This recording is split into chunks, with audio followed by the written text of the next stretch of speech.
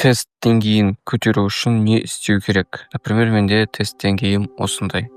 И бұл нәтижеге қалай жеттім? Жалпы менің бұрынғы денем, бұрынғы состоянием ол мынандай болған. Постоянно недовольство, постоянно утомление болсын, бір сәтсіздік келсе, бір сәтсіздік демей ақ қояйын, сәтсіздік деген нәрсе жоқ қой. Бір событие келсе, мен оны сәтсіздік деп қабылдайтынмын. И маған қарсы деп қабылдайтынмын сол уақытта. Но қалай тест көтерілді, уже восприятие мира, восприятие любой нәрсені как бы басқаша қабылдап жатырмын да, басқаша. Любой бір нәрсе болсын. И бұл тест деңгейінің жоғарылауы деп өзім санаймын. Алланың берген несібесі ретінде санаймын. Бұл қалай болды? Енді мен білмеймін, бұрында менде всегда сидячий образ жизни, то есть мен компьютер алдында өте отыратынмын, көбінесе ойындар ойнайтынмын, көбінесе әке шешеммен ұрсатынмын, как свойственно, көбінесе мен іс-әрекеттерді до конца жеткізбейтінмін, физическая активность вообще ноль болатын, социуммен вообще араласпайтынмын да, жалпы и жаман нәрселер көретінмін, осындай нәрсе. И бұл қалай өзгерілді? Ең бірінші бұл компьютер ойындарынан аулақ болу. Ең бірінші очередь. Мен FIFA ойнайтынмын, көп ойнайтынмын, FIFA 14 ойнайтынмын, 14-ші жылғы. Бұл маған басында кайф берді, бірақ та бұл адамдармен араласуымды тоқтатты да. Социумды қорқып жүресің, анау не айтады, мынау не айтады. Құдай өзің мнениеңді айта алмайсың ғой. Даже қыздармен сөйлесе алмайсың. Сөйлессең де олармен сөйлесу қызық емес та. Өйткені бүкіл сенің вниманиең, бүкіл сенің энергияң осы компьютер, осы ойындар алып тастайды. И сен ойындар ойнаған кезде сенің бүкіл жаңағы ойлайтын нәрсеңде ойын, ойлайтын жаңағы сен нені ойлайсың, сонда сенің энергияң кетеді ғой. То есть сенде энергия қалмайды ғой сол кезде. Вот получается, сен адамдармен сөйлескен кезде ол взаимообмен энергия болады. Ол сен ойлайды, сен оны ойлайсың. Ал ойындар сені ойлай алмайды ғой. Вот сол себепті ойындарды бірінші очередь тоқтатасың. Екінші нәрсе бұл физические нагрузки каждый день. Ең ыңғайлы вариант бұл күніне 5 немесе 10 отжиманий біреуден немесе екеуден қосып отыру. Күніге денең шықпай қойсын. Прям мистер Олимпия болмайықты ғой сен. Сен білмеймін, для галочки жасауың керексің. Күніге жұмыстан келдің, 10 отжимания бүгін жасадың. Ертесі күні жұмыстан шаршап келдің, 11 отжимания. Сус болып келдің, 12 отжимания келесі күні. Подходпен жасайсың ба? Біреу көмектесе ме саған? Неважно, жасауың керексің. Для галочки күн сайын настроение, желание вообще қарамайсың оған. Сонымен келесі бұл қанттан отказ беру. Қант, кола, там газировка, вообще бәрінен отказ беру. Иә, басында трудно болады, сен ішкің келеді, мен де ішкенмін. Даже дисциплинаны айтып жүріп, кейін бір пауза болып қалған кезде де мен ол кезде де ішкенмін. Но мен сол состояниені білем, қалай өзімді чувствовать еттім. Бұл адамның ішіне қорқынышты ұялатады, бұл газировкалар. Бұл сыртқы фактор.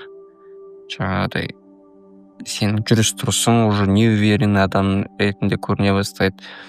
А затем сен уже білмеймін бір не боласың жаңағыдай. Как амеба сияқты болып кетесің ғой. Тек қана сол газировканы ішсең ғана сенің энергияң көтеріледі, ал былай энергия жоқ.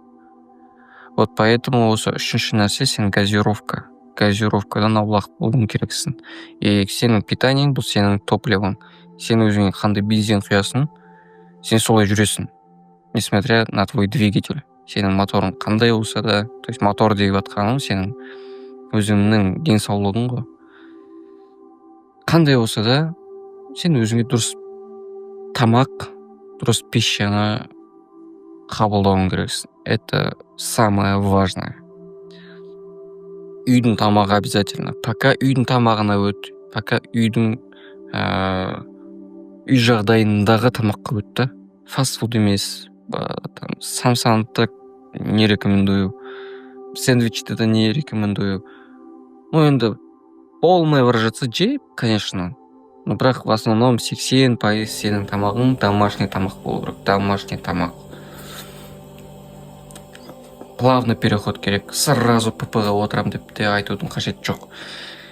Вот осылай. Төртінші нәрсе, бұл уже добавкалар кетеді. Енді сразу добавкалар алып таста деп айтпаймын. Мысалы, өз басым добавкаларды 60-шы күннен кейін, физический нагрузканың 60-шы күннен кейін пайда болды добавкалар. Ол бірінші креатин, одан кейін жаймен цитрулин алдым, одан кейін аргинин алдым, одан кейін трибулс алдым.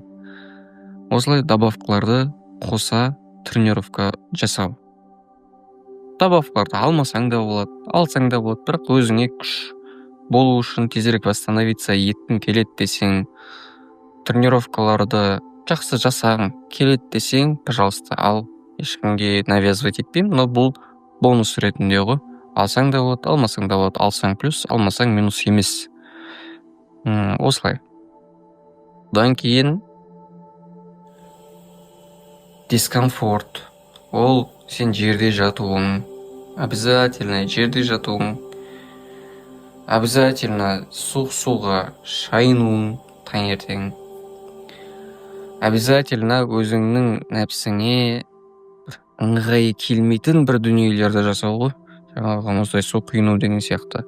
Жаңағы адамдарға барып, несмотря на твой страх, барып танысу деген секілді. Тест қашан көтеріледі? Тест, когда сен дискомфортный жағдайда жүресің, сол кезде көтеріледі. Тест еще сенің мына жерің осы психологияң. То есть сен көңілді жүрген сайын ол да көтеріле береді. Но когда сен наоборот жасайсың барлығын, ол түсе береді. И сен көңілді жүруің керексің, несмотря ни на что.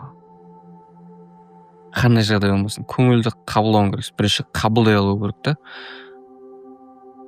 Маған бәрі зиян әкеліп жатыр деген емес, маған барлығы пайда алып келе жатыр. Мен бұл күнімді радостно өткізгім келеді. Мен бұл күнімді жақсы өткізгім келеді.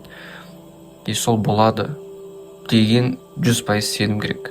100% сенім керек. Вот сол кезде тестінде көтеріледі. Тест көтерілгеннен кейін, конечно, естественно, сен қопаратын адам боласың ғой, айтқан кезде.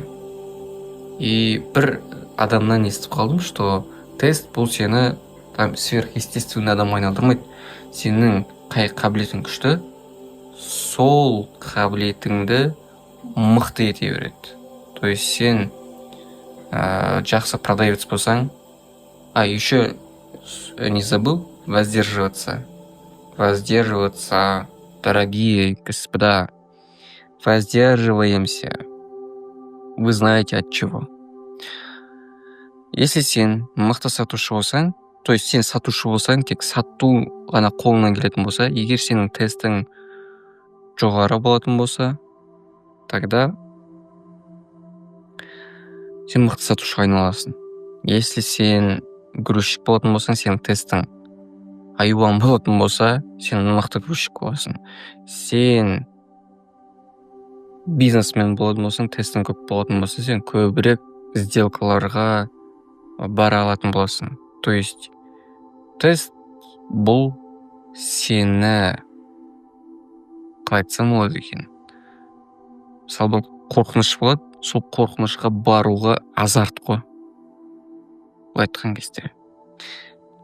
Отыр нәрсе айтқым келген, есімнен шықпай тұрып, видеоға тезірек жазып тастайын деген ниетім болған. Аллаға шүкір орындалды. Все, давайте.